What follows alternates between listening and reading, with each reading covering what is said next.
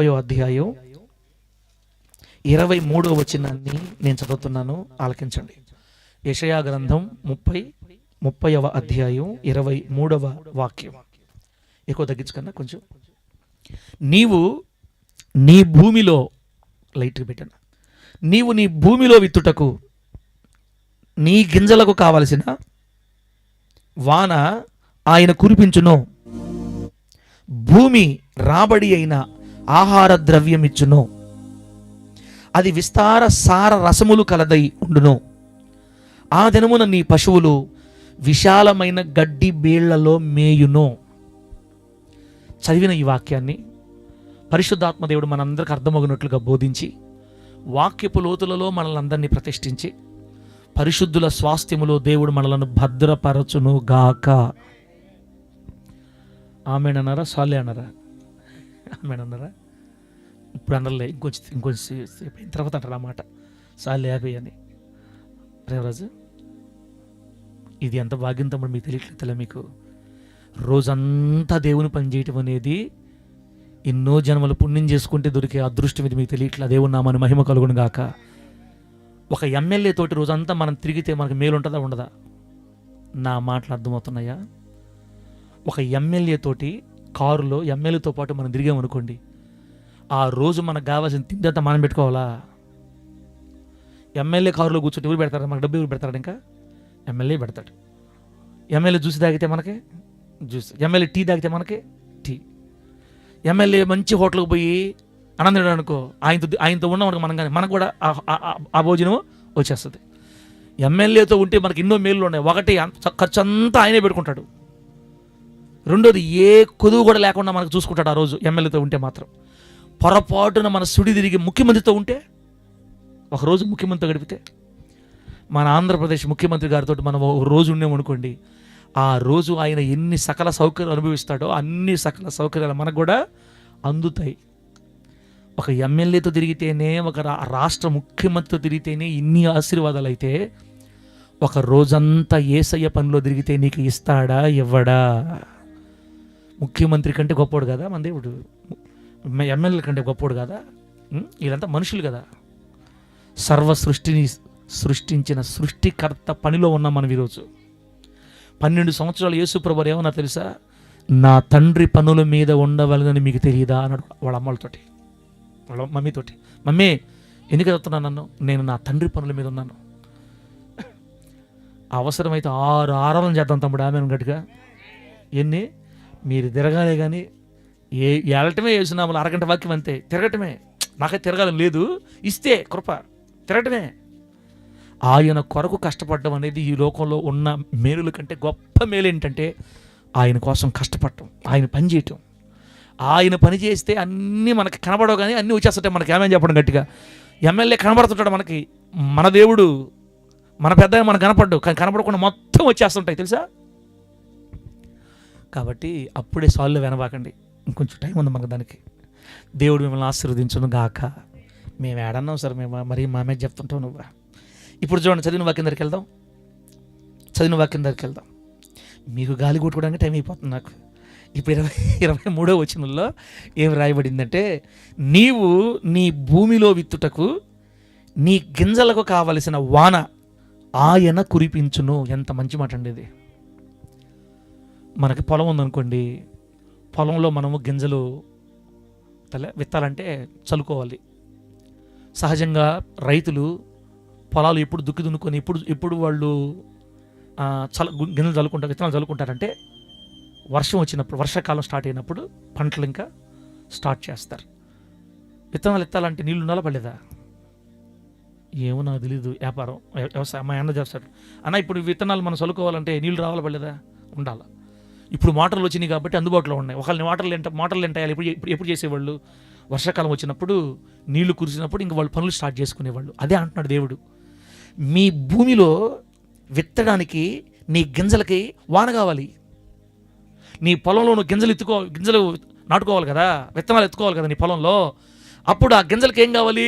నీళ్లు కావాలి. నీళ్లు ఉంటేనే ఆ విత్తనాలు కింద మొలిచి ఏమొస్తాయనా? నారు వస్తుంది. ఆ నారుని తీసుకెళ్ళి మళ్ళీ మనం పక్కన నాటుకుంటే అది పైరు అవుతుంది అన్నమాట. లోపల ఉన్న గింజ మొలకలాగా పైకి రావాలంటే దానికి నీళ్లు కావాలి, వాన కావాలి. ఇప్పుడు యేసయ్య ఏమంటాడంటే, నీ గింజలకి కావలసిన వాన నేను కురిపిస్తాను అని చెప్తున్నాడు. దేవుని స్తోత్రం కలుగును గాక. గట్టిగా చెప్పండి హల్లెలూయా. ఎంత మంచి మాట. నీవు నీ భూమిలో విత్తుటకు నీ గింజలకు కావలసిన వాన ఆయన కురిపించినంటే దేవుడు కురిపిస్తాడని అర్థం. నేను కురిపిస్తాను చెప్తున్నాడు దేవుడు. రెండో మాట, నేను ఎప్పుడైతే వాన నీకు కురిపిస్తానో నీ భూమి నీకు గొప్ప రాబడిని తీసుకొని వస్తుంది. నీ భూమి మంచి ఆదాయం వస్తుంది, దిగుబడి బాగా వస్తుంది. ఇప్పుడు ఇక్కడ మరి ఎకరా ఎంత పండుతుందన్న అబ్రహ్మ, ఎంత పండుతుంది మీ ఏరియాలో? ఎకరా ఎన్ని పుట్లు పండుతున్నాయి? 5-6 అవుతున్నాయా? 7-8 అయితే నీకేమైనా నష్టమా? అది అవదలేదు సార్, అంత అవదలే అంటారు కదా. కానీ ఎంతలే 3 ఇప్పుడు 3 అంటే సరే 3 అయితే 5 వేసుకుందాం. ప్రభు అంటాడు, నీ భూమి రాబడి అయిన ఆహార ద్రవ్యం ఇచ్చును. నేను కానీ వాన కురిపిస్తే ఇక నీ భూమి పండకుండా ఉండే సమస్యే లేదు. కురిపించింది వాన నేను. నీ గింజలకి ఎంత వాన కావాలో అంత కురిపిస్తా. నీ భూమి సమృద్ధిగా పండద్ది. అందరికి 3 ఎకరాలు పండితే నీకు 3.5 పండుతుంది, నీకు 4 పండుతుంది. అది కూడా మంచిగా పండుతుంది. అంటే మీకు వ్యవసాయం గురించి చెప్తున్నాను నేను. ఏ పంట అయినా అంటే మన వ్యవసాయాన్ని, మన పంటల్ని పండించడానికి బాధ్యత ఎవరు తీసుకోవాలి? ఇప్పుడు చెప్పండి, ఎవరు తీసుకోవాలా? దేవుడు తీసుకోవాలా. లేకపోతే ఏ పురుగులు పడతాయి, కొడతానే ఉండాలి మందు లేకనా. బైబిల్ చెప్తుంది, నీ పంటను తినే పురుగుల్ని నేను గద్దిస్తానని చెప్పాడు బైబిల్. దేవుడు పంటను తినే పురుగులు కూడా ఎవరు గద్దిస్తారు? దేవుడు గద్దించాలి. దేవుడు గద్దికపోతే మొత్తం తినుకుంటా పోతుంటాయి. మనం జల్లుతా ఉంటే వాటి పని అయ్యి చేసుకుంటూ తినుకుంటా పోతూ ఉంటాయి. సార్ మాకు ఎందుకు వ్యవసాయం గురించి చెప్తున్నాను, ఇప్పుడు టైం ఎంత, ఏంది మాకు ఈ బాధలు అంటే, దాన్ని పోల్చి దేవుడు మనతో మాట్లాడుతున్నాడు. బిడ్డలారా, ఎప్పుడైతే దేవుడు మన పంట పొలానికి వాన కురిపిస్తాడో ఆ గింజలు పూతబట్టి, ఆ గింజలు మొలకలు గెలిచి భూమి బహుగా పండద్దంట. రాబడి, విస్తారమైన రాబడి వస్తుందంట దేవుడు మనకు వర్షం కురిపిస్తే. అంటే నువ్వు బాగా పైసలు సంపాదించుకుంటావని చెప్తున్నాడు దేవుడు. తినడానికి నీకు సమృద్ధిగా ఉంటుంది, చేతిలో పైసలు కూడా బాగా వస్తాయి. వాన కురిపించింది ఎవరు? దేవుడు. మూడో లైన్ ఏమో తెలుసా? ఆ భూమి విస్తారమైన సార రసములు కలిగిందిగా మారద్ది. భూమి వాన వచ్చింది పైనుంచి కాబట్టి, వాన వచ్చింది దేవుడి దగ్గర నుంచి కాబట్టి ఆ భూమి విస్తారమైన సార రసములు కలిగిందిగా మారద్దంట. సారము కలిగిన భూమిలో పంట వేసి ఎట పండదు? పంట తక్కువ పండద్దా? సారవంతమైన భూమిలో పంట వేస్తే విరివిగా పండదా ఏ పంట అయినా? మన భూమికి సారాన్ని కూడా దేవుడే ఇస్తాడు. మన భూమికి సార రసాలు అంటే ఆ సారవంతమైన భూమిలో పండే పండ్లు మధురంగా ఉంటాయి, పండే పంట శ్రేష్టంగా ఉంటుంది. విస్తారమైన సార రసములు కలిగిన స్థితిలో దేవుడు మన భూమిని, మన పంటని ఆశీర్వదించి మనల్ని అధిక రాబడి కలిగిన బిడ్డలుగా మారుస్తానని అక్కడ దేవుడు రాయించి పెట్టాడు. దేవుడికి స్తోత్రం కలుగును గాక. ఇప్పుడు ఒక ప్రశ్న మీకు అందరికీ, దేవుడు అబద్ధాలు చెప్తాడా, నిజాలు చెప్తాడా? షేఫీళ్ళే పెద్ద అని చూస్తున్నారు మీరు. ఎందుకు మీరు నమ్మలేకపోతున్నారు దేవుని మాటల్ని? మనుషులు అబద్ధాలు చెప్తారు కానీ దేవుడు ఎప్పుడు అబద్ధమో చెప్పడు. ఒకవేళ దేవుడు అబద్ధంగా చెబితే బైబిల్ ఏం చెప్పింది తెలుసా? భూమి ఆకాశమైనా గతించిపోతాయేమో కానీ నా మాట సున్నా కానీ పొల్లు కానీ తప్పదని చెప్పాడు దేవుడు. ఆయన మాట తప్పాలంటే భూమి ఆకాశం గతించిపోవాలా. అంత గొప్ప దేవుడు, అంత బలమైన దేవుడు.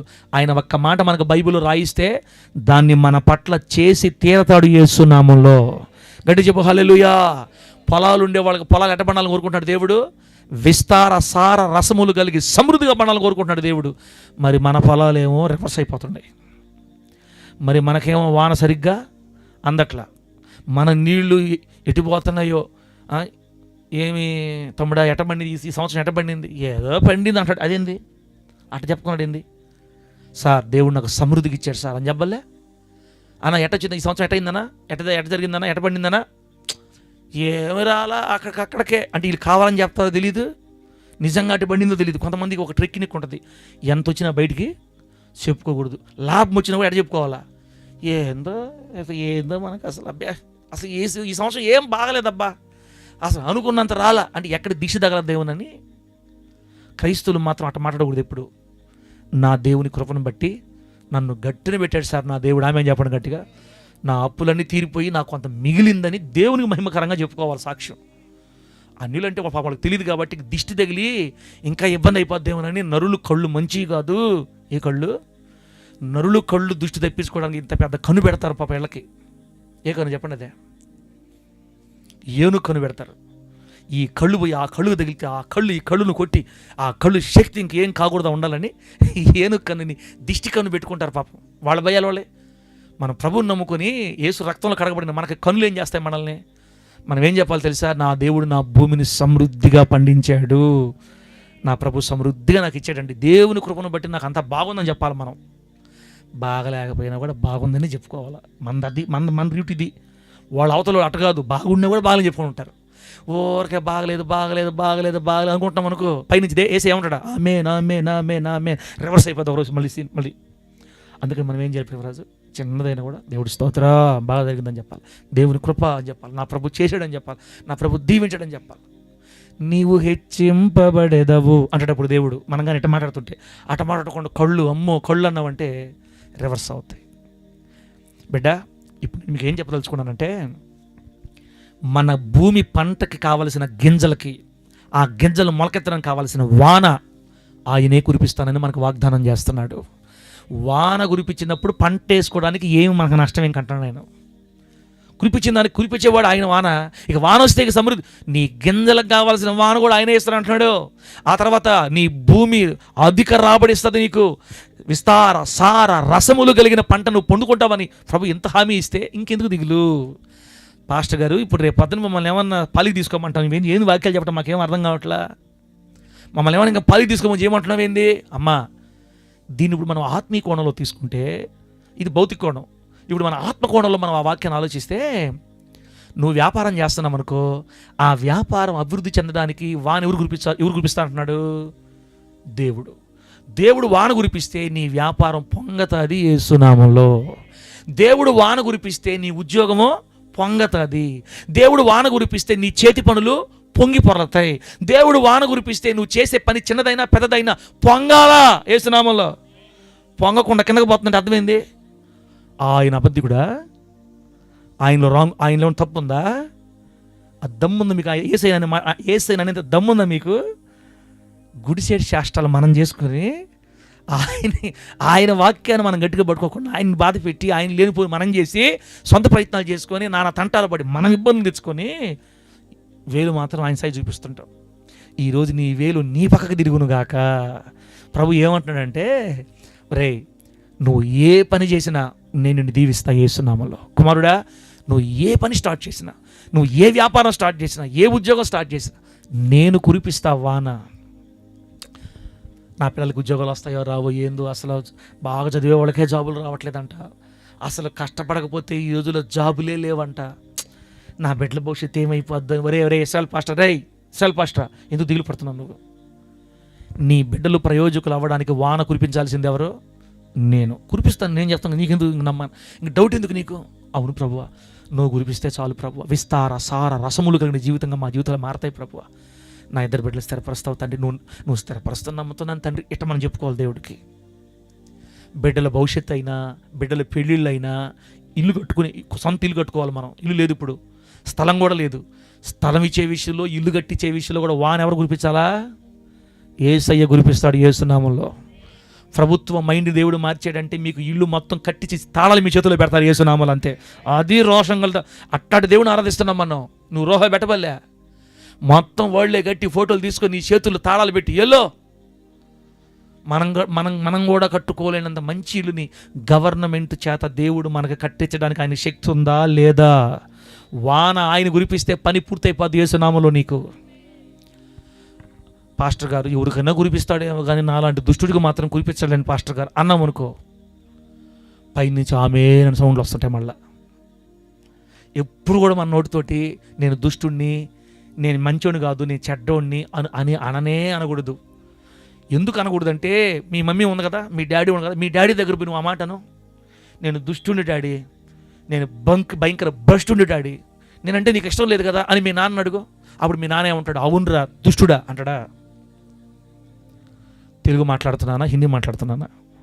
తుమ్నే బోల్ క్యా కర్తే, ఠీకే? ఏమన్నా ఏంది నన్ను అడుగుతున్నాడు, నేను నాకేం తెలుసు దానికి అర్థము? ప్రభు హల్లెలూయా చెప్పండి, గట్టిగా చెప్పు హల్లెలూయా. మీ నాన్న దగ్గరికి వెళ్ళి ఊరికి నేను బస్ స్టాండ్ నోరుమై ఎవరు చెప్పారు నీకు భ్రష్టుడు? ఎందుకు ఊరికే భ్రష్టుడు అంటావు? ఎవరు మంచిగా ఉన్నారు భూలోకంలో? సరిగానే సరే, నీకు భ్రష్టుడని నీకు ఏ విషయాలను బట్టి అనిపిస్తుందో జాగ్రత్త చేసుకో. నువ్వు భ్రష్టుడు అయినా నా కొడుకేరా నువ్వు. ఆమె చెప్పు గట్టిగా.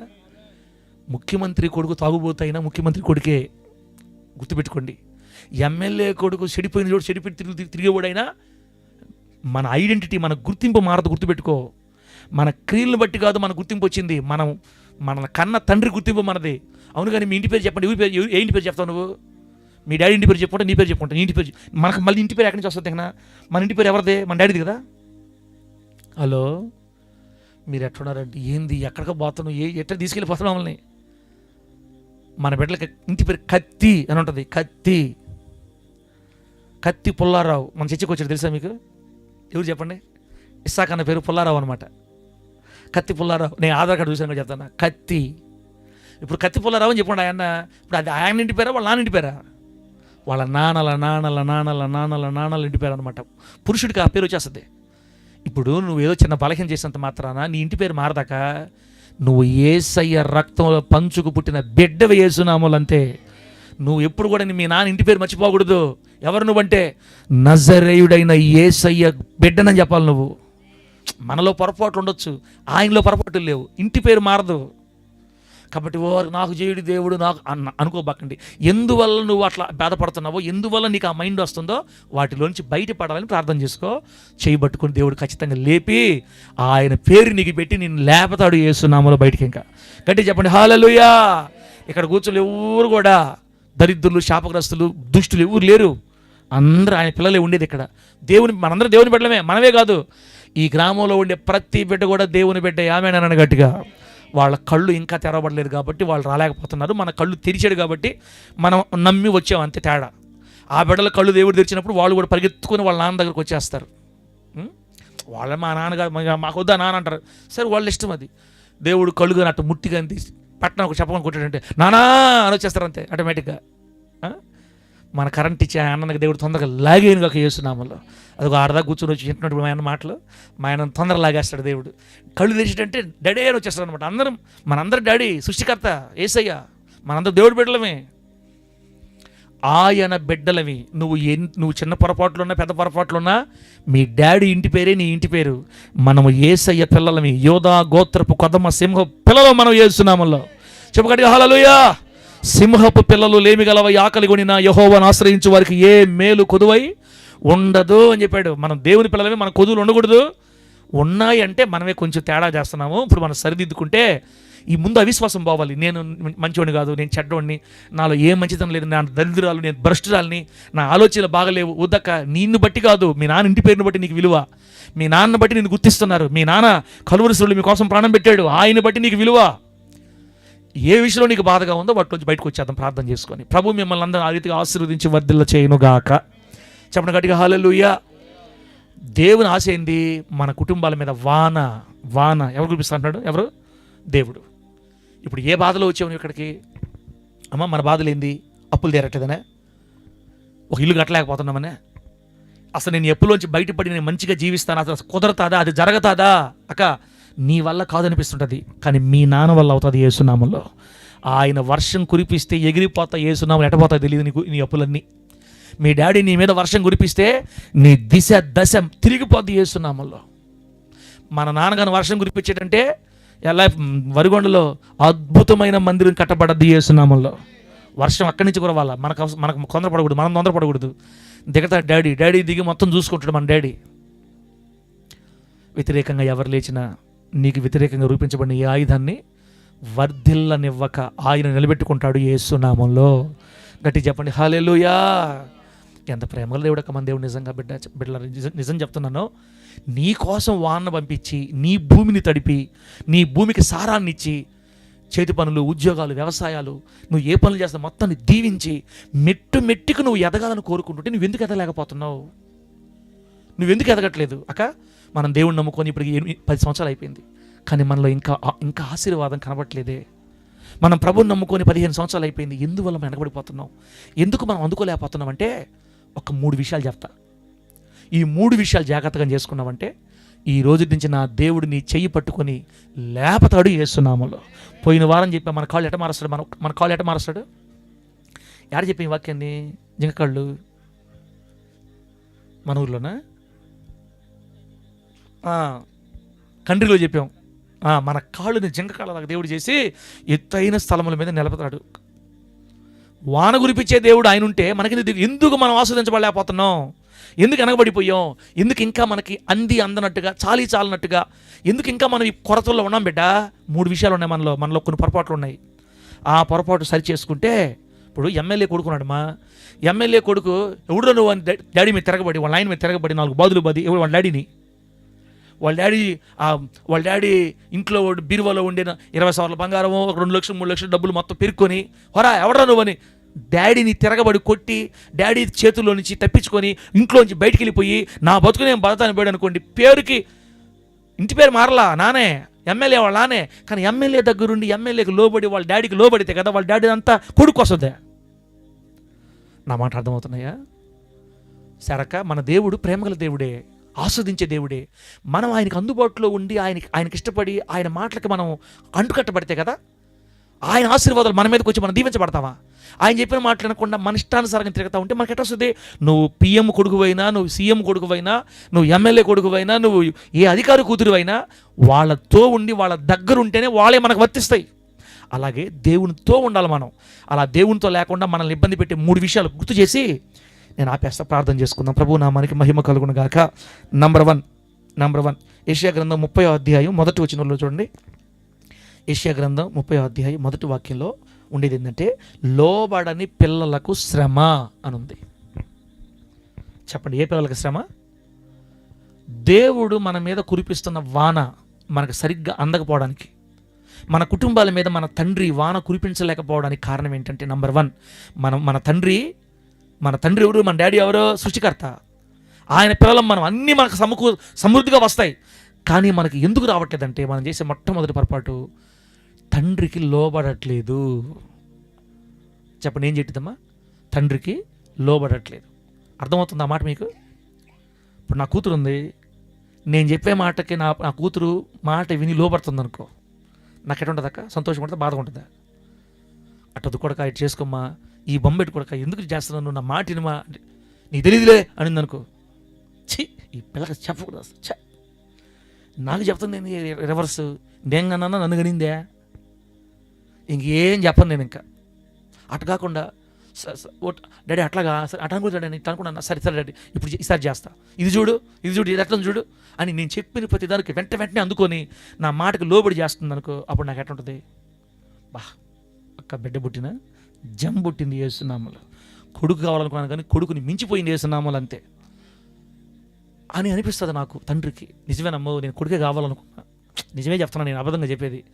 2వ కానుకకి పాస్టర్ లోపలికి వెళ్ళినప్పుడు మేమందరం 1000 కళ్ళతో ఎదురు చూస్తున్నాం, కొడుకు పుడతాడని. అందరికుంటలా అప్పుడు తెలియదులే.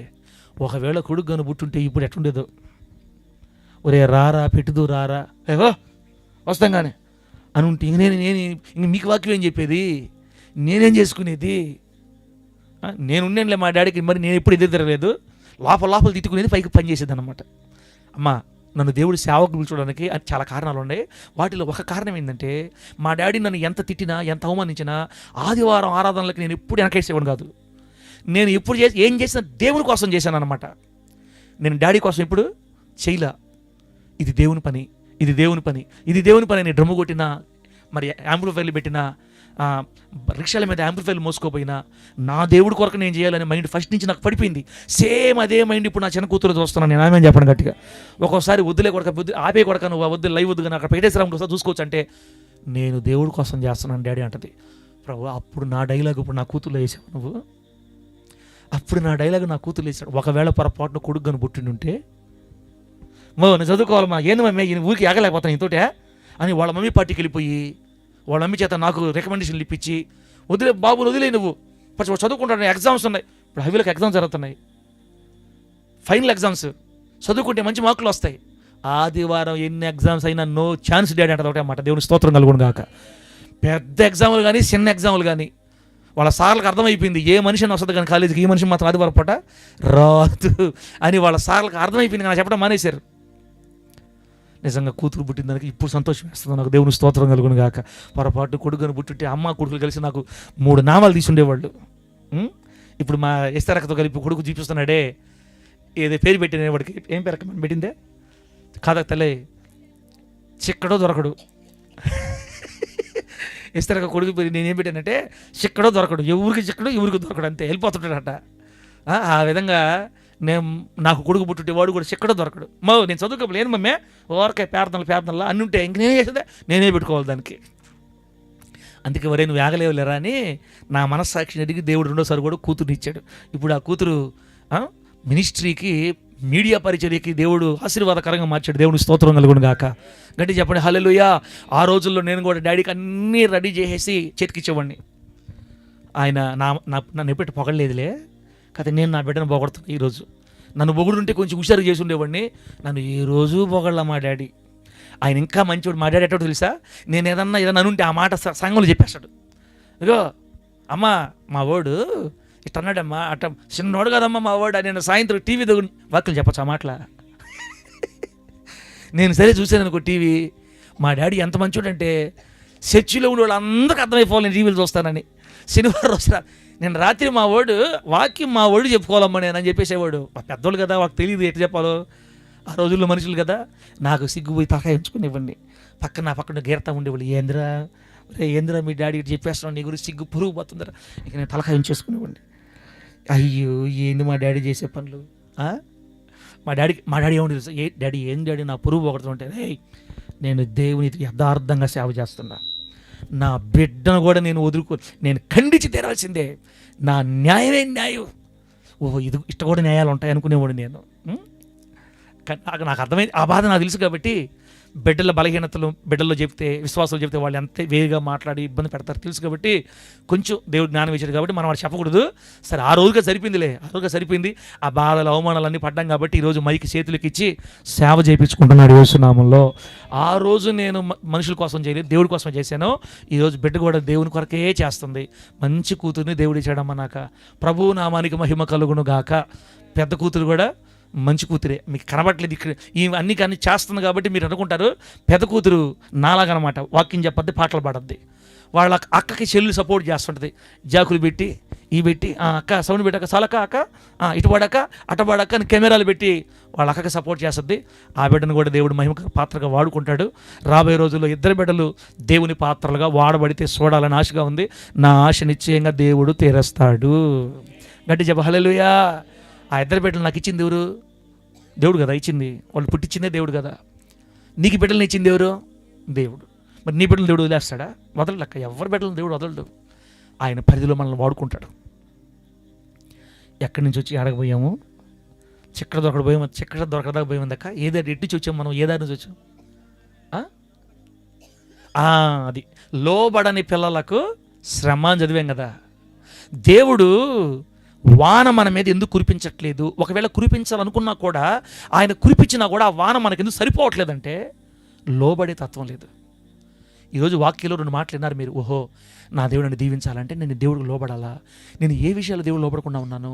ఫలానా విషయంలో నేను కొంచెం దేవుని మీద తిరుగుబాటు చేస్తున్నా, నేను మార్చుకుంటాను ప్రభువా. నాకైతే లోబడాలంది ప్రభువా. నాకు లోబడాలనే ఉంది ప్రభువా. నీకు తిరుగుబాటు చేసి నేనేం సాధిస్తానయ్యా? నన్ను తాకయ్యా, నన్ను ముట్టయ్యా, నన్ను నిలబెట్టయ్యా. ఆ విషయంలో నేను మరలా పడిపోకుండా నాకు సహాయం చేయయ్యా అని అని ఆడవాళ్ళ తండ్రి దగ్గర అప్పుడు చేయబట్టుకుంటాడు యేసునామంలో. నా బిడ్డ నాకు లోబడాలని కోరుకున్నాడు కాబట్టి నా బిడ్డ నేను స్థిరపరుస్తానని ఆయనే తాకి ఏ విషయాల్లో నువ్వు ఎదురు తిరుగుతున్నావో, ఆయన మీద తిరగబడుతున్నావో, ఆ విషయాలన్నింటిలో మరలా నువ్వు లోబడే బిడ్డగా దేవుడు నిన్ను మార్చేస్తాడు యేసునామంలో. గట్టి చెప్పండి హల్లెలూయా. ఇస్తారక్క పలానా పని చేయొద్దు అని చెప్పాడు అనుకో, సార్కి తెలియదులే అంటే ఆరనో అటు కాదు ఆరనో ఇటు చేసుకోరనో, రే సార్ చెప్తాను కానీ నాయన సార్కి తెలియదు కానీ అని అనకూడదు. మనం ఒక దైవజుడు ఒక మాట చెప్తే నిలబడిపోవాలి యేసునామములో అంతే. నా పరమానందయ్య శిష్యులు మీరు ఇప్పుడు విన్నారా? పరమానందయ్య శిష్యులు కథని కొంత అమాయకులోళ్ళు ఒక పని చేస్తే ఒక పని చేయమంటుంటారు. నువ్వు చెప్పావు కదా అంటారు. అదేమంటే నువ్వు చెప్పావు కదా గురువుగారు, ఒకసారి తీసుకొని వస్తాను మీకు పరమానంద కథ, మంచి కథ తీసుకొని వస్తాను సార్ చెప్తాను మీకు. నేను ఆయనేమో మంచి పని చేయమంటుంటే వీళ్ళు నాకు గుర్తుంది కానీ మర్చిపోయా. అంటే అట్ట పరమానంద శిష్యుల్లాగా మీరు వెంబడించాలి దైవజనుని అంతే. వద్దు అంటే వద్దు, లేయి అంటే లేయి. దేవుని విషయంలో కూడా దేవుని పరిచయ విషయంలో కూడా, దేవుని వాక్య విషయంలో కూడా ప్రభు మనకి ఏది వద్దన్నాడో వాటిని గట్టిగా పట్టేసుకో, వద్దు ఆపేయాలి. దేవుడు ఏది చేయమన్నాడో వాటిని చేయాలి. బిడ్డ, దేవునికి లోబడే బిడ్డలకి గొప్ప ఆశీర్వాదం ఉంటుంది యేసు నామములో. మనం అన్నింటిలో పర్ఫెక్ట్ కాదక్క, కొన్నిసార్లు తప్పిపోతుంటాం.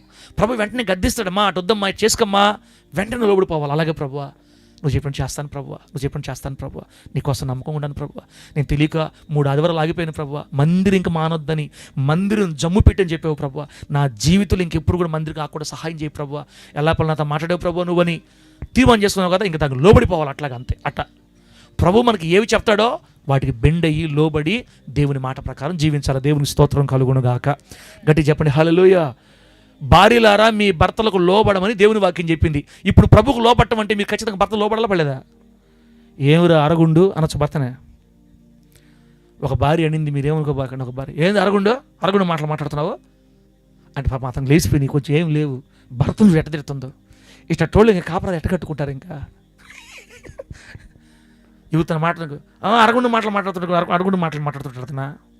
నువ్వు భార్యవే నీ భర్తను అరగుండంటే ఇంక ఎలా నీకు వర్షం కురుస్తుంది నీ ఇంట్లో, ఎలా వాన కురుస్తుంది నీ భూమి మీద పెళ్లి చేసుకునేప్పుడు తెలియదు అరగుండనే, పిల్లలు పుట్టినప్పుడు తెలియదు అరగుండని, నీకు ఇప్పుడు అరగుండని వచ్చిందా? అయ్యే నాకు చిన్న విషయంలో కూడా ప్రభు స్కాన్ చేస్తాడు మనల్ని. ప్రతి చిన్న బైబిల్ ఏది చేయమని చెప్పిందో వాటిని వెంటనే చేయాలి, ఏది వద్దనిందో వాటిని ఆపేయాలి. యెహోవాకు లోబడే బిడ్డల కుటుంబాల మీద వర్షము సమృద్ధిగా కురుస్తుంది, ఆ భూమి సకల సారములు కలిగి వర్ధిల్లుతుందని దేవుని వాక్యం సెలవిస్తుంది. ప్రభు నామానికి మహిమ కలుగునుగాక. గట్టి చెప్పండి హల్లెలూయా. నంబర్ 1 చెప్పండి. ఇక మీద దేవుడు మనం ఏం చేయాలి? దేవునికి ఏం చేయాలి? మనము లోబడాలి. వద్దు అంటే వద్దు, చెయ్యి అంటే చెయ్యి. అలాగే సేవకులకు కూడా మనం లోబడి నడుచుకోవాలి, తండ్రిగా గౌరవించి నడుచుకోవాలి. బిడ్డ, రెండో మాట చెప్తాను, ఇట్టే పోతూ ఉంటుంది. చెప్తానే నా ఇట్టే పోతుంటుంది. ఇంకా రెండో మాట చూడండి, తప్పదు ఎవరికైనా ఒక్కరికైనా దీవెనకరంగా మారద్దని. రెండో మాట బిడ్డరా, ప్రభువుకు నచ్చిన మాట ఏంటంటే 2వ వచనం చూడండి. వారు నా నోటి మాట విచారణ చేయక ఫరో బలము చేత తమ్మును తాము బలపరుచుకున్నటకు ఐగుప్తు నీడను శరణు జొచ్చుటకు ఐగుప్తునకు ప్రయాణము చేయుదురు. 3వ వచనం, ఫరో వలన కలుగు బలం మీకు అవమానకరమగును, ఐగుప్తు నీడను శరణుచుట వలన సిగ్గు కలుగునని రాయబడింది. అంటే ఈ మాట అర్థం ఏంటంటే, సరక్క ఉండవా? బ్రతుకుండే వాళ్ళందరూ హల్లెలూయా చెప్పండి. బతుకుండేవాడు హల్లెలూయా చెప్పండి. బిడ్డలారా, చిన్న మనం లోబడకపోవడం వల్ల కొన్ని ఇబ్బందులు జరుగుతుంటాయి మనకి. ఇప్పుడు రెండోది ఏంటంటే, దేవుడికి నచ్చని విషయాలు బైబిల్లో చాలా ఉన్నాయి. వాటిలో ఒక ప్రధానమైన విషయం చదివాం ఇప్పుడు. ఆయన బిడ్డల విషయంలో ఆయనకి నచ్చంది ఒకటి ఉంది. అదేంటంటే, మనకు ఏ సమస్య వచ్చినా, ఏ బాధ వచ్చినా మనము మొట్టమొదట వెళ్ళాల్సింది కేవలం యేసయ్య పాదాల దగ్గరకే వెళ్ళాలా. ఆమె అన్నాడు గట్టిగా. మొట్టమొదటి ఎవరి దగ్గరికి వెళ్ళాలా? ఆయన దగ్గరకే వెళ్ళాలి. ఆయనను పక్కన పెట్టి నేను ఐగుప్తుకు పోతాను, ఫరో బలమును ఆశ్రయిస్తాను, నాకు మా మేనమా ఉన్నాడు, మా అత్త ఉంది, మా పిన్ని ఉంది, మా కొడుకు ఉన్నాడు, మా కొడుకున్నంతవరకు నాకు దిగులు లేదు, మా బాబాయ్ ఉన్నాడు, వీళ్ళు ఉన్నారు, వాళ్ళు ఉన్నారు, రాజకీయ నాయకులు ఉన్నారు, మాకు ఈ సపోర్ట్ ఉంది, ఆ సపోర్ట్ ఉందని దేవుని కంటే ఫరో బలాన్ని, ఐగుప్తు బలాన్ని ఆశ్రయించామనుకో, అది చాలా బాధేస్తుంది ఆయనకి. ఒరే, ఇంత స్థితికి నేను తీసుకొచ్చింది ఎవర్రా? నేను కదా. నీకు సమస్య వచ్చినప్పుడు ఎవరిని ఆశ్రయించాలి? నీకు బాధ వచ్చి ఎవరిని ఆశ్రయించాలి? నువ్వు నన్ను కదా. నా దగ్గర రావాలి కదా. బైబిల్ ఏం చెప్పింది చెప్పండి? రాజులను ఆశ్రయించుట కంటే, మనుషులను ఆశ్రయించుట కంటే యెహోవాను ఆశ్రయించటం మేలు. మనుషులు నమ్ముకునుట కంటే యెహోవాను నమ్ముకునుట మేలు. రాజులను ఆశ్రయించుట కంటే యెహోవాను ఆశ్రయించటం మేలు. మనం నమ్ముకోవాల్సిందైనా ఆశ్రయించాల్సిందైనా ప్రతి చిన్న విషయానికి యేసయ్యనే ఆశ్రయించాల. దేవునికి స్తోత్రం కలుగునుగాక. నువ్వు ఎప్పుడైతే దేవుణ్ణి ఆశ్రయిస్తావో నీ బాధ తీర్చడానికి ఆయన ఒక మనిషిని పంపిస్తాడు నీకు యేసు నామములో.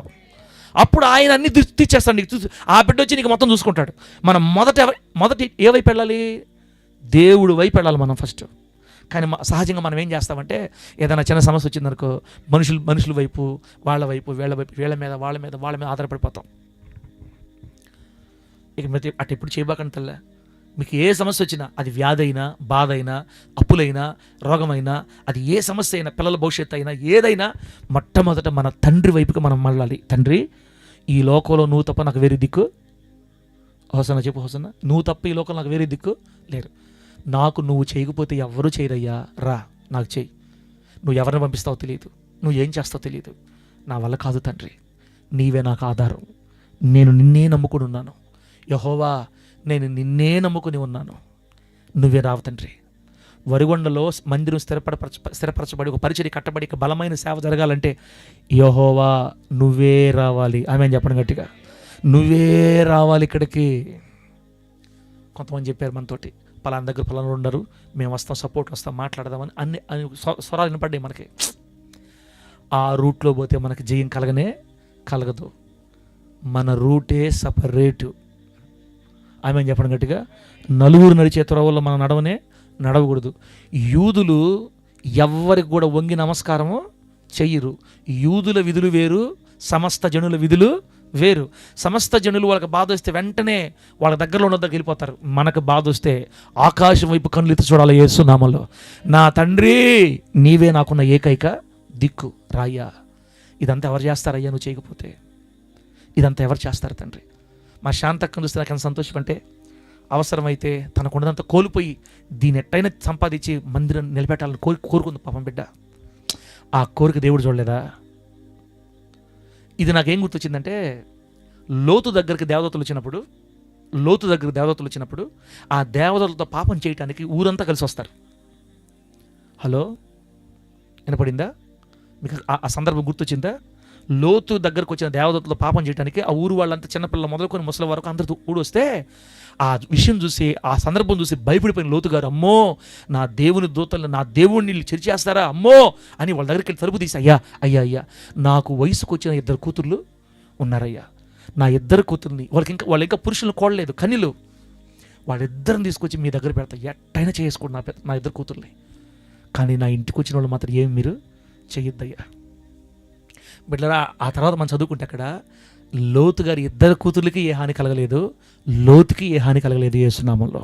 వాళ్ళ కళ్ళే గుడ్డి అయిపోయి అడ్రస్ లేకుండా పోయారు. ఆ నుంచి అగ్ని గంధకాల కింద శవాలుగా మార్చబడ్డారు. తర్వాత నేను నమ్మేది ఏంటంటే, మా అక్కకి సంబంధించిన ఏది పోదు, ఆ మాట చాలు ఏసైకంతే, ఆ మాట చాలు. నా బిడ్డ నా కొరకు కోల్పోవడం కూడా ఇష్టపడింది, నువ్వు ఉండు కూతురా, నీ పని నేను చెప్తాను అని ఆయన ఎక్కడికి పోయేది ఏం పెట్టకుండా మరలా కొత్తది తీసుకొస్తాడు యేసు నామములో. అంతే, పాతది మిగిలి ఉండగానే కొత్తది వచ్చి చేరుతుంది యేసు నామములో. ఆయన వెళ్ళి మాట్లాడవలసిన మాట్లాడితే ఫ్రీగా రావాలి యేసు నామములో మనకంతే. లేకపోతే ఆ విషయం ఆయనే ఏర్పాటు చేసి ఎక్కడెక్కడ ఏం చేయాలి మొత్తం చూసుకుంటే ఆయన మన పక్షాన్ని దిగితే మొత్తం సెటిల్ అయిపోద్ది యేసు నామములో. అంతే, ఇంకా జాలి అంటారా? ఇంకా జాలే సార్, చెప్పి నాయనా ఈ బాధలు. టైం ఎంత? 9:20 అవుతాను కూడా, నీకు మాత్రం రాత్రి అవ్వట్లేదు సార్ అంటారా? అనట్లేదులే మీరు. అలా అనే పని తల్లి చెప్పండి ఒకసారి గట్టిగా. అలా అనట్లేదు అనేవాడు అల్లు చెప్పండి గట్టిగా. అందరు చెప్పండి ఒకసారి గట్టిగా అల్లు. కానీ దేవుని నామానికి మహిమ కలుగును గాక. 2 అయిపోయింది కదా, లాస్ట్ వాడు గుర్తు చేసి ఆపేస్తారు బిడ్డలారా. చెప్పండి, ఫస్ట్ ఏంటల్లా? దేవుడు మన భూమి మీద వర్షం సమృద్ధిగా కురిపించి మన భూమికి సార రసములు ఇవ్వాలంటే, మన కుటుంబాల భవిష్యత్తులో ఆశీర్వాదకరంగా మార్చాలంటే దేవునికి లోబడే మనసు జీవితాంతం కలిగి ఉండాలి. సేవకుడికి లోబడే మనసు జీవితాంతం కలిగి ఉండాలి. రెండోది, ఇప్పుడు ఏం మాట్లాడుకున్నాం మనం, ఏ విషయం మాట్లాడుకున్నాం? రెండోది, మనుషుల వైపు చూడడం కానీ, మనుషుల మీద ఆధారపడటం కానీ, దేవుని పక్కన పెట్టేసి, దేవుని కార్యాలు పక్కన పెట్టేసి మనుషుల చుట్టూ తిరగటం, మనుషుల వైపు ఆధారపడటం, దేవుడి మీద పెట్టాల్సిన చూపు మనుషుల మీద పెట్టి, ప్రభు వైపు చూడాల్సిన చూపు ఫరో రాజు, ఐగుప్తు గుర్రాల మీద పెట్టి, వాళ్ళు చాలు, మాకు వీళ్ళుంటే మాకు ఇంకేం దిగులు లేదు, వీళ్ళుంటే మాకు దిగులే లేదు, దేవుడు తర్వాత సంగతి అని ప్రభువుని పక్కన పెట్టి లోకం వైపు, లోకాశల వైపు, లోక సంబంధమైన నాయకుల వైపు మనం చూస్తే అది దేవునికి మహాబాధ. అప్పుడు ప్రభు ఏం చేస్తా తెలుసా? సరే చేయరా అంటాడు. అంతే, చూసుకో, నీకు నమ్మకం ఉంది కదా, చూసుకోపో అంటాడు. అప్పుడు ఎవరినైతే మనం ఆశపడ్డామో, ఎవరినైతే ఆధారపడ్డామో వాళ్ళే చెప్పులతో కొట్టడం ఒకటి అటు చేస్తాడు దేవుడు ఖచ్చితంగా రాబోయే రోజుల్లో. వాళ్ళే మనల్ని దాన్ని రెండోసారి ఎవరు వద్దురా నాయన, నాకు దేవుడు ఒక్కడే అనిపించేటట్టు చేస్తాడు ఆయన. ప్రభువు నామానికి మహిమ కలుగును గాక. బిడ్డరా, నేను ఈ మధ్యకాలం ఒకటి గమనించా. నిన్న మొన్నే మనకి మీటింగ్లు పెట్టడం అంటే చాలా ఇష్టం నాకు. ప్రతి సంవత్సరంకి ఒకసారి మీటింగ్లు పెట్టడం అంటే చాలా ఇష్టం. ఎందుకంటే నేను చిన్నప్పటి నుంచి చూసాను, డాడీతో చూశాను కాబట్టి, అయ్యా ఈ దీనుడి చేత నువ్వు ఆవకుండా చేపించయ్యా, పెట్టాలి. అది ఎట్టయిపోయిందంటే, దేవుడు కదలక ముందే నేను కదలటం అలవాటు చేసుకున్నా. చెప్పండి, ఎవరు కదలక ముందు? దేవుడు కదిలితేనే మన సభలు పెట్టాలి సహజంగా. ఇది అనుభవంలోంచి వస్తుంది. ఫస్ట్ ఎవరికి రాదు, అందరూ ఇట్లా దెబ్బలు తినే నేర్చుకుంటారు. నేను కూడా అట్లాగే, ప్రభువా ఒక్క సంవత్సరం కూడా ఆగకూడదని సరే ఫస్ట్లో చిన్న చిన్న వస్తువులు ఉంటే వాటితో పెట్టుకుంటా వచ్చాం అప్పులు లేకుండా. రాను రాను రాను అన్నీ ఇబ్బంది అయిపోయినాయి. ఇప్పుడు రేట్లు పెరిగిపోయినాయి. అయినా ఆగకూడదు. లాస్ట్గా అప్పులు తీసుకొని కూడా నేను చేసే దేవుని పని కదా, ఆయన చూసుకున్నా, ఆయన తెలుసు, ఆయన నాకు ఇస్తాడు అని కథలకు ముందే దేవుడు అసలు సేవ ఎవరిది? నాదే, దేవుడిదే. ఈ సేవ ఎవరిదేనా? దేవుడిది. ఆయన కదిలితే కార్యాలన్నీ జయప్రదం జరుగుతాయి. ఆయన కానీ ఒక దగ్గర సైలెంట్ అయిపోయాడంటే ఇంక అన్నీ వేస్ట్. 40,000 అప్పు మిగిలింది లాస్ట్ పెట్టలేదు నాకు. ఎన్ని వేలు మిగిలింది అప్పు? 40,000. 6 నెలలు కట్టుకున్నాం. ప్రతి నెల బల్లారాధన వారి రోజు ఫోన్ వచ్చేస్తుంది, ఏం పాస్టర్ గారు ఎంత ఇస్తాం ఈరోజు? ఇంట్లో తింటానికి కూడా మొత్తం ఇచ్చేయటమే. 6 నెలలు కట్టాం 40,000 అప్పుని. అప్పుడు ఆలోచించా, ప్రభువా పని నీది కదా, మరి అప్పులు ఎందుకు అవుతున్నాయి? అప్పులు అవుతున్నాయి అంటే నీకు ఇష్టం లేదు నేను సభలు పెట్టడం, నాకు అర్థమైపోయింది. నువ్వు కదలట్లా, నువ్వు నా విషయంలో కలగ చేసుకోవట్లా.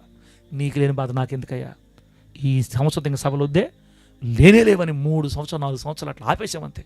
బిడ్డలారా, నేను ఎప్పుడైతే మొత్తం ప్రభుకు అప్పగించేసుకొని ఇక మీదట ఏదైనా నువ్వు చేస్తేనే నేను కదలుతానని ఎప్పుడు చెప్పానో, ఇప్పుడు ఆయన కదలడం ప్రారంభించాడు యేసు నామములో. గట్టిగా చెప్పండి హల్లెలూయా. ఇంకొక 4-5 సంవత్సరాలు అయిపోయే లోపల మనం ఎక్కడైతే గ్రాండ్గా చేసి ముగించామో ఆ స్థాయికి ప్రభు తీసుకెళ్ళిపోతాడు యేసు నామములో. అంతే, నాకు ఆ నమ్మకం ఉంది. ఇప్పుడు వచ్చేసింది. ఇప్పుడు ప్రభు కదులుతున్నాడు. బిడ్డల్లో ఒకప్పుడు ఇంటికి తీసుకొని చెప్పడానికి నాకు భయం వచ్చేది, చెప్పినా వేసుకునేవాళ్ళు కాదు. ఇప్పుడు దేవుడు బిడ్డలు రేపుతున్నాడు. ఇది మన సేవ. వాళ్ళకి మైండ్ చేస్తుంది, వాళ్ళకి ఏదో ఆలోచనలు చేస్తున్నాయి. ఇది కదా ప్రభు కదిలితే వచ్చేది. దేవుడు కదిలితే అట్ట మారస్తాడు బిడ్డల మనసుల్ని. కదలకపోతే మానేటివే. నాకేం వచ్చిన బాధ? మీ జీవితాల్లో కూడా కొన్ని కార్యాలు జరగాలనుకున్నప్పుడు మీరు దేవుడు కదిలిందా కాగాల. మనం తొందరపడి ఎరగడ్డానికి 6 తీసుకొచ్చి ఎరగట్టేసి, 7 తీసుకు 6 కట్టి 8 తీసేసి, ఇది తీసేసి, ఇది పెట్టేసి, ఇది అమ్మేసి, అది కొనేసి మనం చేయకూడదట. మన దగ్గర దేవుడు ఏది ఇవ్వాలన్నా ఆయన ముందు కదలాలంతే. ఆయన కదిలిన తర్వాత ఆయన అన్ని సమకూరస్తాడు మనకి. చెప్పుకుంటున్నాం కదా, ప్రభు నువ్వు తప్ప నాకు ఎవరున్నారు? దీని ఎలా చేయమంటావు? ఇప్పుడు 60,000 అప్పు ఉంది, నాకు ఏ ద్వారం తిరగకపోతే నేను ఎట్ట చేయగలుగుతాను? నువ్వే నాకు దిక్కు. అప్పుడు ఆయన ఎలా కదలాలి, ఏం చేయాలి, మొత్తం ఆయన చూసుకొని లిస్ట్ ఇస్తాడు. మనుషులు నమ్ముకోవడం కంటే, రాజులను ఆశ్రయించడం కంటే యెహోవాను ఆశ్రయించడం మనకి మేలు. ఎప్పుడైతే నువ్వు అన్నిటికీ దేవుని మీద ఆధారపడుతుంటావో నీకు సపోర్ట్ అంతా పైనుంచి వస్తుంటుంది యేసు నామములో. ఒకనాటికి నువ్వు ఏ అప్పు లేని పరిస్థితుల్లో సర్వ సమృద్ధి కలిగి ఆనందంగా ఆయన వైపు చూసి ఈ స్థితికి కారణం నువ్వే యేసయ్యా అని పాటలు పాడుకుంటూ చేస్తాడు యేసు నామములో. నా మాటలు అర్థమైతే ఒకసారి గట్టిగా హల్లెలూయా చెప్పండి. కాబట్టి మనుషుల మీద ఆధారపడకుండా దేవుని మీదనే ఆధారపడుదుముగాక. 3వ మాట, లాస్ట్ మాట చదివి బైబిల్ మూసేస్తాను. లాస్ట్ మాట 3వది బిడ్డలారా, 10వ వచనం చూడండి. 10వ వచనం 9వ వచనం నుంచి, వారు తిరగబడు జనులు, అబద్ధమాడు పిల్లలు, యెహోవా ధర్మశాస్త్రం విననొల్లని పిల్లలు. తర్వాత, దర్శనము చూడవద్దని దర్శనం చూసి వారితో చెప్పువారును, యుక్త వాక్యములను మాతో ప్రవచింపకుడి, మృదువైన మాటలనే పలుకుడి, మాయా దర్శనములను కనుడి, అడ్డము రాకుండుడి, త్రోవ నుండి తొలగుడి, ఇశ్రాయేలు పరిశుద్ధ దేవుని సంగతి మా ఎదుట ఎత్తకుడి అని భవిష్యత్ జ్ఞానులతో పలుకువారినై ఉన్నారు. అందుచేత ఇశ్రాయేలుకు పరిశుద్ధ దేవుడు సెలవిస్తున్నాడు, మీరు ఈ వాక్యము వద్దని త్రోసివేసి బలాత్కారమును కృత్రిమమును నమ్ముకొని అట్టి వాటిని ఆధారము చేసుకుంటిరి గనుక. ఇంకా మూసేయండి బైబిల్లో. చదివిన వాక్యం నేను చెప్తా మీకు అర్థం. వెళ్ళారా? 3వ కారణం, మన భూమి మీద సర్వ సమృద్ధిగా వర్షం కురవాలన్నా, మన భూమి మీద ఆయన వాన పంపించి మన భూమిని సకల రసములుగా మరి శ్రేష్టమైన భూమిగా మార్చి మనకు విస్తారమైన రాబడిని దేవుడు ఇవ్వాలంటే, ఆయన ఆశీర్వాదం మనం అందుకోవాలంటే మనం జాగ్రత్త పడాల్సిన 3వ విషయం, నాకు వాక్యం వద్దు అనే మాట నీ జీవితంలో ఎప్పుడు రాకూడదు. దేవుడికి స్తోత్రం కలుగును గాక. కొంతమంది దేవుని బిడ్డలు ఉంటారంట, వాళ్ళు పాట పాడు సార్ నువ్వు వాక్యం వద్దు కానీ అంటారంట. ఆ వాక్యం మాకు వద్దు, దేవుని ధర్మశాస్త్రం మాకు చెప్పొద్దు అంటారంట. అంటే దీని అర్థం చెప్పంటారా? మనం నోడుతారు అనగానే పాటల్లో ఉన్న ఇంట్రెస్ట్, ప్రార్థన చేసేటప్పుడు ఉన్న ఇంట్రెస్ట్, వాక్యం స్టార్ట్ అయిన తర్వాత ఇంకా మనుషులకి ఇంట్రెస్ట్ ఉండదన్నమాట. కొంతమందికి వాక్యం మీద తప్ప అన్నిటి మీద ఇంట్రెస్ట్ ఉంటుంది. వాక్యం వస్తే ఒక రకమైన బోర్ ఫీల్ అయిపోతుంటారు. ఏందప్పా ఏంది అనిపిస్తుంటుంది. అసలు వీళ్ళకి దేవుని వాక్యం మీద ఇంట్రెస్ట్ ఉండదు. ఎప్పుడైతే దేవుని వాక్యం మీద మనకి ఇంట్రెస్ట్ ఉండదో, ఆ వాక్యం మనకు వద్దనే మైండ్ వచ్చేస్తుందో, ఇంకా అయిపోయింది పరిస్థితి. జోగి పడిపోతామని రాయబడింది అక్కడ వాక్యంలో. జోగి పడిపోతామంట పై నుంచి కిందకి. ఏ ఆశీర్వాదంలో మనం ఉన్నామో అక్కడి నుంచి మరలా కిందకి జోగి పడిపోతామని వాక్యం రాయబడింది. అంటే దేవుని బిడ్డ, నీ తండ్రి నీ నుంచి ఏం కోరుకుంటాడంటే ఆయన వాక్యంలో రాయించిన ప్రతి మాట నువ్వు సంతోషంగా తీసుకోవాలని దేవుడు కోరుకుంటున్నాడు. దేవుని స్తోత్రం కలుగును గాక. ఈరోజు దేవుడు నాతో మాట్లాడాడన్న మాట నీ నోట్లో ఎప్పుడు వస్తుండే అలాగే అని చెప్పు గట్టిగా. అలా రావాలంటే నువ్వు వినాలా పడేది ముందా? వినాలి. విన్నవాడు రాసుకోవాలి చదువుంటే. ఈ వాక్యం వద్దని మీరు త్రోసివేస్తున్నారు కదా, జోగు పడిపోతారు మీరు. బిడ్డలారా, దేవుని వాక్యం కోసం బతుకుదాం అక్క చెల్లెలారా, దేవుని వాక్యం కోసం బతుకుదాం. మైండ్లో ఫీడ్ చేసేయండి, మైండ్లో ఫీడ్ చేసేయండి అంతే. మొత్తం గుర్తుండవల్లే, ఒక్క మాట గుర్తుంటే చాలు. నా దేవుడికి ఏది ఇష్టం అంటే నేను లోబడాలి. నా దేవుడికి ఏది ఇష్టం అంటే నేను మనుషుల మీద ఆధారపడకూడదు, దేవుని మీదే ఆధారపడాలి. నా దేవుడికి ఏది ఇష్టం అంటే వాక్యం కొరకు ఆకలి కలిగి ఉండాలి నేను. అది నా దేవుడికి ఇష్టం. దేవుని స్తోత్రం కలుగును గాక. వాక్యం కొరకు ఆకలి ఉంటే ఒక్క ప్రార్థన కూడా నువ్వు ఆగలేవు. రాగలిగిన పరిస్థితుల్లో ఉండి కూడా నువ్వు ఆగిపోతున్నావంటే వాక్యం కొరకు ఆకలి లేదనే తల్లి అర్థం. రాబోయే రోజుల్లో వాక్యం కనుమరుగైపోయే రోజులు వచ్చేస్తున్నాయి.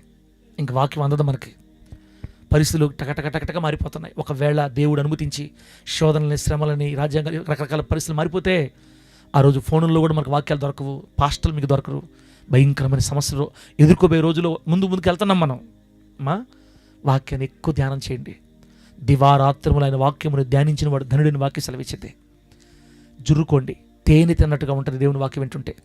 ఇప్పుడు చూడండి, మన మీద ఎంత ప్రేమ వర్షం కురిపించాలని కోరుకుంటున్న దేవుడు ఎందుకు మనల్ని ఆయన చేరలేకపోతున్నాడంటే ఈ 3 మనలో కురువైపోతున్నాయి. దేవుని వాక్యం వినే మైండ్ నీకు లేదన్నా, దేవుని వాక్యం నీకు నచ్చట్లా. చర్చికి వచ్చినా కూడా వాక్యం వినవు, నువ్వు ఏదో వచ్చి వెళ్ళిపోతున్నావు అంతే.